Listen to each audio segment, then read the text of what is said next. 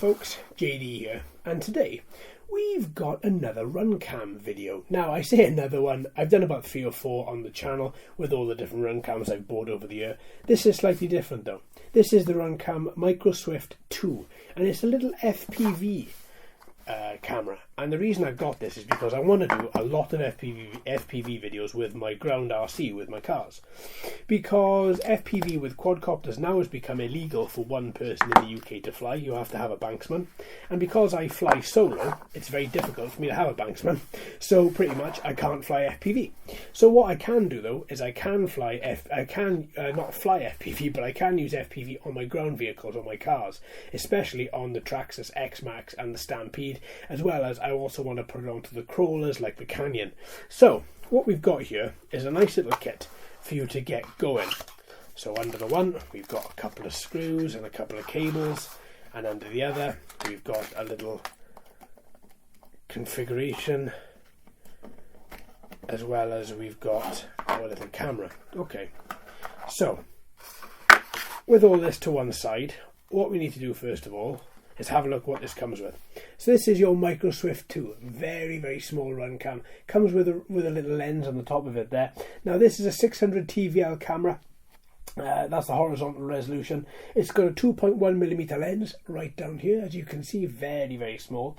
Aspect ratio of 4:3, unfortunately, and it does have an on-screen display. What I like about Runcam is that you always seem to get a good picture. Now what I'm hoping from this, I have used a Micro Swift in the past and I found it to be okay. That's why I went for another one, because the form factor is just right for what I needed, and it doesn't actually weigh that much either.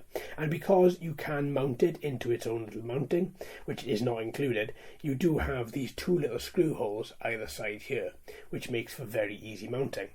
On the back you have your ports here, your sockets, where you can plug in your transmitter pod here. Now you've got a couple of cables. So you've got one cable that goes to your battery, you've got another cable there that goes to your receiver, that's the green one, and then you've got this 3 cable connector here, red, black and yellow, for your ground, your voltage, and also for your video. So that gets plugged into the first part here. And if you do it right, not like I just did, there we go, it should just click in like that. Now that gives you quite a nice, if you notice that, you can push this together, minding the cables of course. Actually I'll do it the other way, there we go. So you do it that way, and you've got a nice little L-shaped nick out of the top of that PCB. So then you just fit it together.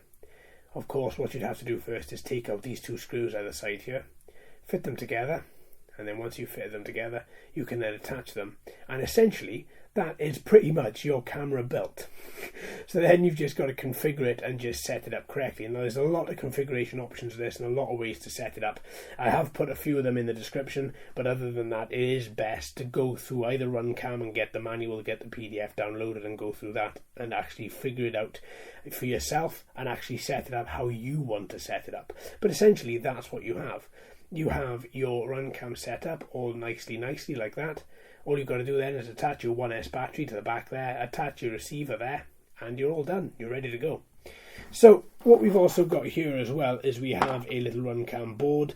Now I'm pretty sure this is actually just set to configure it to begin with, which is this little board here.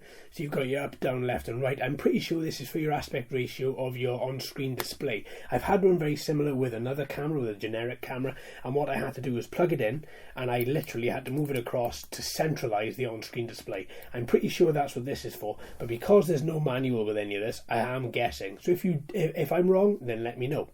So that's that little board there, as well as you do get another spare cable and a couple of actually quite larger screws there as well, so you can actually screw in this printed circuit board properly together.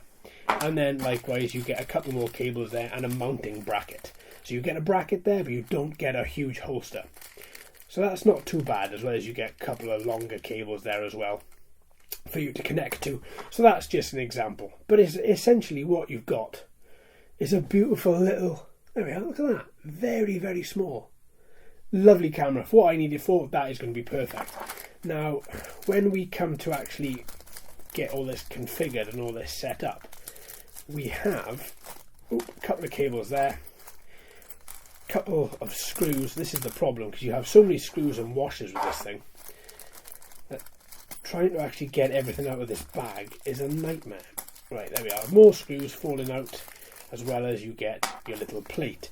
Now your plate is very, very simple. This is what you attach to your quadcopter or your car just by screwing it in at the bottom here, and your camera essentially fits in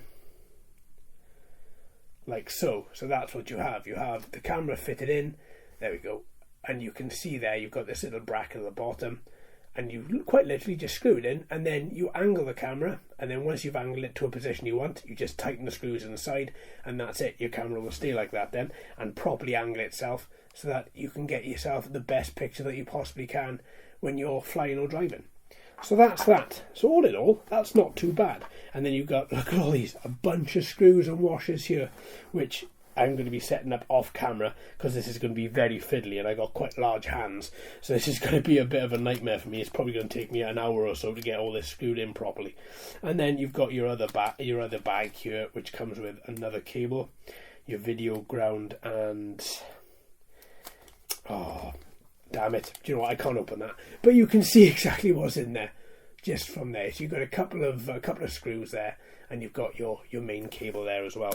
So that is everything that comes in here. For the price, I don't think it's too bad. I'm going to be testing it very, very soon. Just going to put it together and angle it on the car that I want to take it out and make sure it doesn't get damaged. So there we are, folks. I hope you've enjoyed. Thank you ever so much for watching and listening. I've been JD. You've been fantastic as always. If you haven't already, please like and subscribe. Hello and welcome to all the new subscribers. I hope you're enjoying the channel. So until next time, my friends, happy flying.